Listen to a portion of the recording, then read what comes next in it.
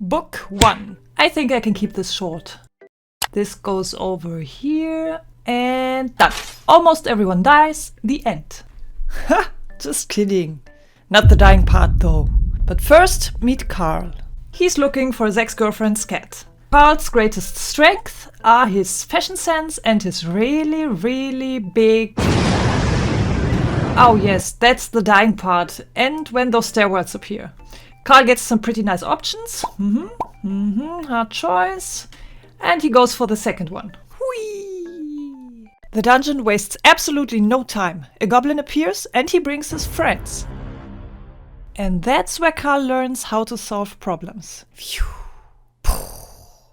He then finds the tutorial guild. Here they meet their guide, Mordecai, who is absolutely thrilled to explain what's going on. Earth has been turned into a dungeon reality show. Not a lovey-dovey cringe one, more like a stabby-stab deadly one. Mordecai explains some more, until Donut eats a special biscuit, making her an official crawler. And somehow she has better stats than Carl and becomes the party leader. Within seconds she renames the party, promotes Carl to personal meat shield and gives herself a completely reasonable title. So, the dungeon. It's basically a Souls-like game with stats, quests, achievements. And then there's the dungeon AI.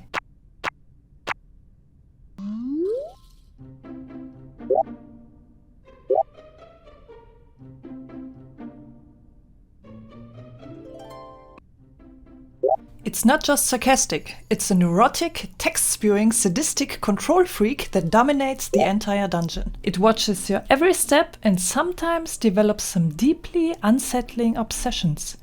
And it never shuts up. Everything gets a weird name and an even weirder description. Doing something smart? Achievement. Doing something stupid? Also achievement. Eventually, it's impossible to tell whether you're being rewarded or insulted. Alright, you know what this needs now? Boss fights! The first one they meet is this meatball.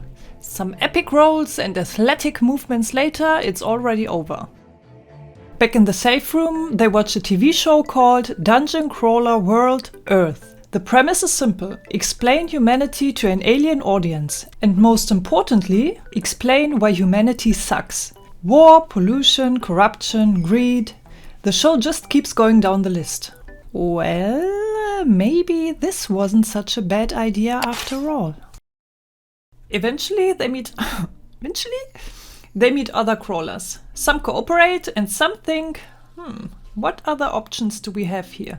Let's see. Nope. Yes! That's this dog and his ex-wife, Friendly McSnuggles. While Frank is playing it cool, she is getting ready for some very serious snuggles. Next group they meet is a not-so-deadly bunch of old people. Before finding the juicer. His favorite activities? Lifting weights and snapping necks. And not long after him there is this final boss. A ball of pigs. A pig ball. Yeah. It's, well, I don't know what to say about it. They proceed to poke the shit out of it and then kill the more manageable Tusklings.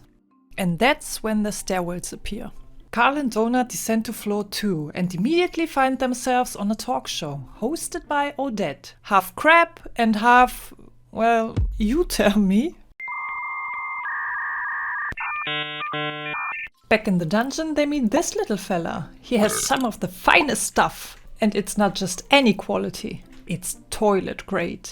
Donut lasers him into the afterlife and Carl picks up the stuff. Unexpectedly, it's pretty valuable, so Carl sticks a torch in them and turns them into explosives. Problem solved. Now they're worthless.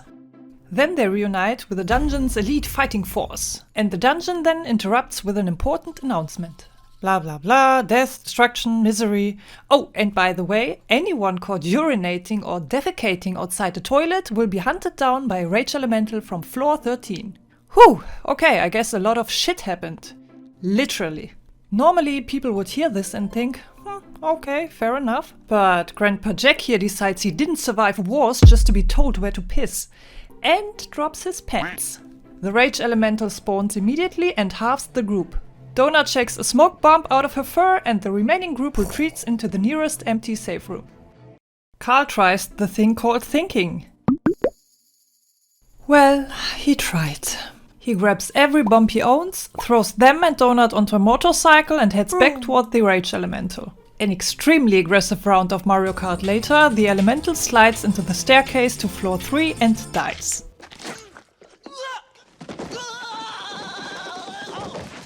Meanwhile, Donut unlocks Necromancy and starts her solo leveling career.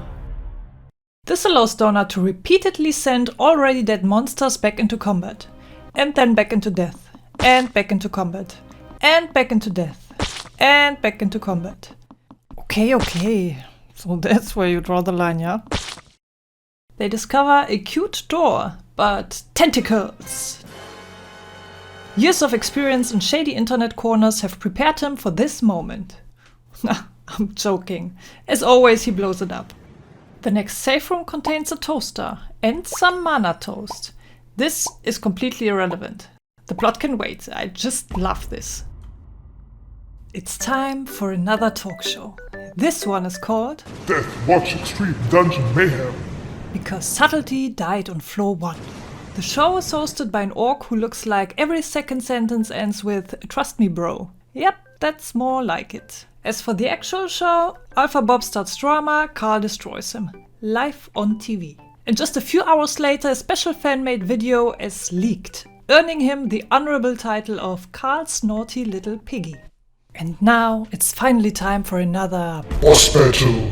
This is Ralph. Cute little Ralphie is in a constant state of murderous rage. Imagine Pikachu, but his only move is death. For once, Carl doesn't blow things up. He uses the AI's favorite strategy. As a reward, Donut gets to pick a pet. We have a birdie, a slime, a rat, baby chimkin dinosaur, and my personal favorite, a meatball with 2 legs and a mohawk. Look at him, he's perfect. Aww. Donut unfortunately disagrees. She chooses Dinosaur. Dinosaur. And that is the end of book 1.